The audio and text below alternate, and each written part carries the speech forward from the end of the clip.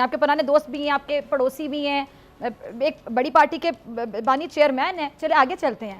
اچھا، بانی چیئرمین کا چونکہ آپ نے ذکر کر دیا اعتزاز صاحب، تو سوال ذہن میں آتا ہے، یہ جو یروشلم پوسٹ میں ایک آرٹیکل جس میں بانی چیئرمین عمران خان کی بڑی تعریفیں کی گئی ہیں، ابھی تک موضوع بحث بنا ہوا ہے.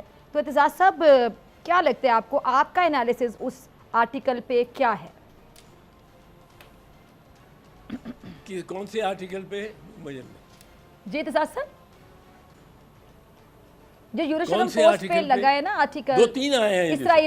اسرائیل جیروسلم پوسٹ. جی جی اسرائیل جیروسلم پوسٹ نے کوئی ایسی بات تو نہیں کی کہ جس سے یہ عمران خان کے ہم خلاف ہو جائے. کوئی ثبوت اس نے دے دیے ہیں کہ کوئی اس نے کنسپریسی کی ہے؟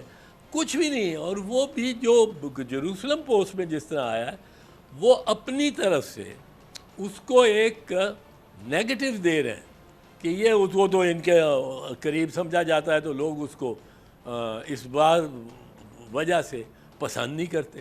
اب کوئی کہے، مجھے کہہ کہ میں اسرائیلی ہوں، اگر وہ کہہ رہا ہے آپ مان لیں گے کہ میں اسرائیلی ہوں؟ کوئی ثبوت، کوئی کچھ ہونا چاہیے. تو بحث کیوں ہو رہی ہے یہ تو صاحب؟ ہم یہ تو موضوع ہر بحث کسی کو کیوں بنا ہوا ہے آپ غداری کا کے الزام مطابق؟ لگاتے ہیں.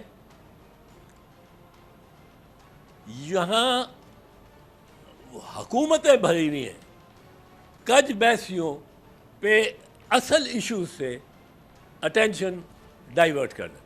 اور اصل ایشو کیا ہے جس سے اٹینشن ڈائیورٹ ہونا چاہ رہی ہے؟ یہ والا ایشو کریٹ کر کے یا اس پر بات کر کے، بحث کر کے؟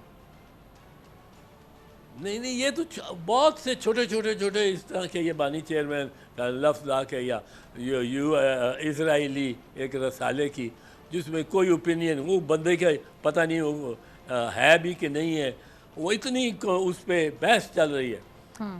یہ چیز اصل وجہ جو اصل بات کرنے کی ہے وہ مہنگائی کی ہے، وہ بے روزگاری کی ہے، جو وہ یہ فاقہ کشی کی ہے. انتہائی سے گزر گئے آگے. آپ کو معلوم ہے کہ آج پاکستان میں 40% بچے سٹنٹڈ گروتھ میں، ان کے دماغ نہیں اس طرح بڑھ رہے، ان کے اعضاء نہیں اس طرح بڑھ رہے، کیونکہ ان کو فاقہ کشی یا نیم فاقہ کشی. یہ ہیں ہمارے ایشوز. سبسکرائب کریں اور بیل دبائیں تاکہ کوئی خبر رہ نہ جائے.